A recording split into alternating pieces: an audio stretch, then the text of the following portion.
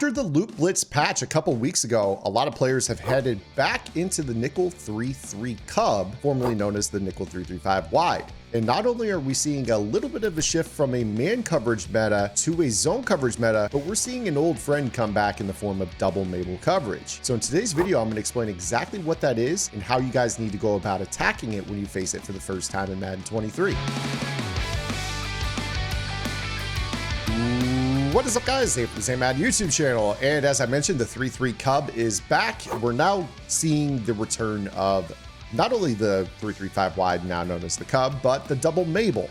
Now, for those of you that maybe just started playing Madden within the last year or so, you might not know what double Mable is because it's been a man coverage year. So let's go ahead and get into exactly what this is. A lot of players are doing this out of the nickel 3-3 into the 3-3 cub. So to do this, you probably want a playbook like the 4-6. There are other playbooks out there that allow you to do this tactic, but players are going to be audibling from this formation into this formation. So this basically allows you to sub in safeties at the outside linebacker. Note that I have Peppers here, and then I've got Harrison Smith here. And then what they do is they go into their coach settings, and they're going to set their auto alignment to base, and they're going to set zone drops. A lot of players will change these over the course of the game, but the primary zone drops profile is either 25 or 30 for the flats, and then like 5 for the curl flats.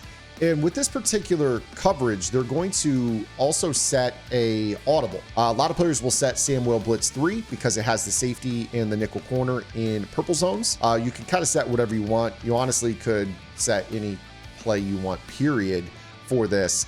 Even like a cover 4, you could get away with kind of doing something like that as well. So I'll put cover 4 show 2 in our audibles. So what they're going to do is they're going to come out in the nickel 3-3, and they are going to audible into the nickel 3-3 cub. And what this is going to do is this is going to allow them to then take their seam flats and shade them so they become blue zones, which we've set to 25.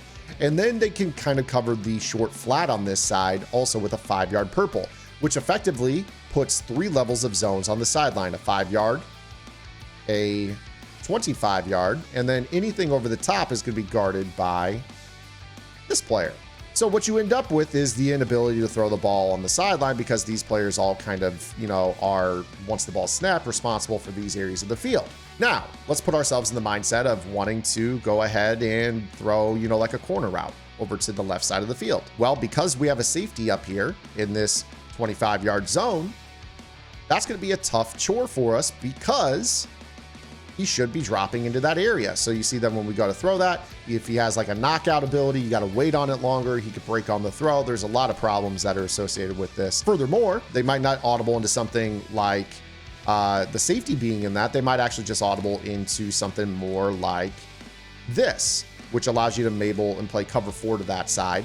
And then when we go to this same concept, again, if I were to run a corner route, now we got that outside corner in a 25-yard zone.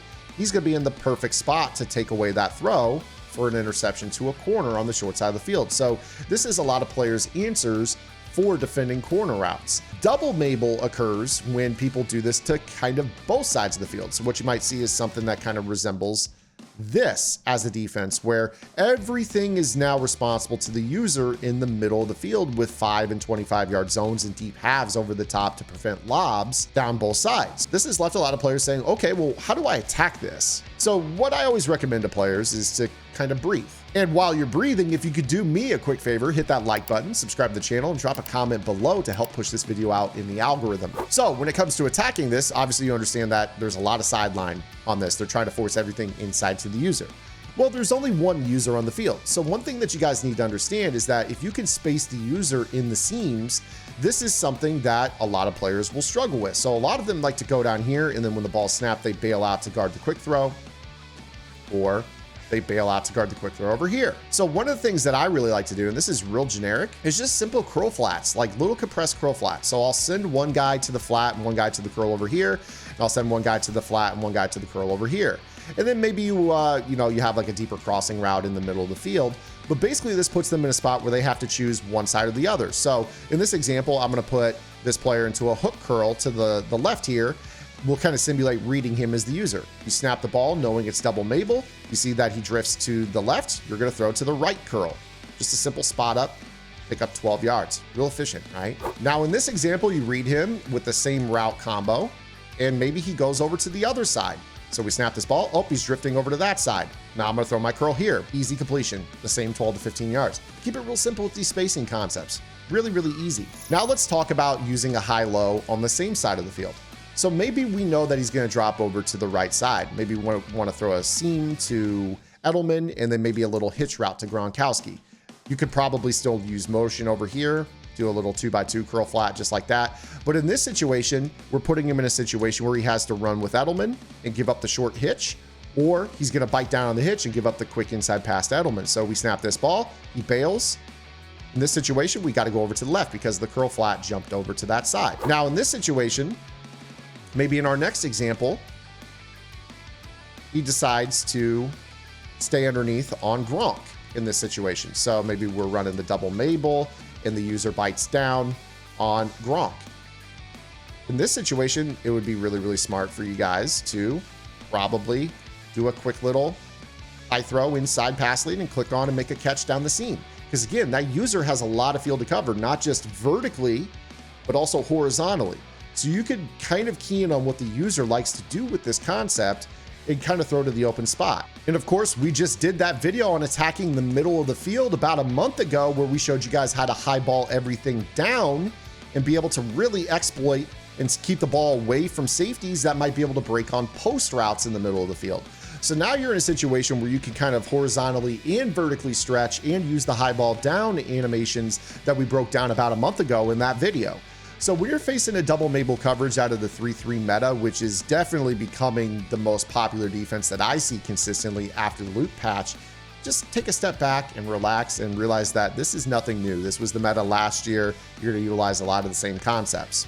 Keep in mind that when you're facing the double Mable coverage, that the flat wheel combo is one of the best combos in the game, because traditionally what ends up happening is the flat pulls all those zones to the sideline, allowing the wheel to cut up in the seam a little bit later. This should remind you a little bit kind of our playmaker tip earlier this week against zone, where we talked about how you can kind of redirect the player straight up the field after kind of stretching all the zones out with other routes on the field. Again, that was the most popular meta last year, and it was a real pain to stop. This year, once the Mable comes back, you're going to want to revisit this concept. Into my X Nasty game plan on Gridiron, you'll note that we have a play here where I've got a flat wheel to the right, and I've got this drag wheel that kind of does the same thing over here on the left. So if you were to note, I was actually about to see Edelman on the left side turn up into that void behind everything where he would have been open for an inside pass lead if I held onto that ball. So that is today's video, guys, how to space the field against Mable coverage. It is coming back. I've seen a lot of it. Zone drop Mable out of 3-3 Cub. This is nothing new. We faced it for about 3 years now, 4 years now, really.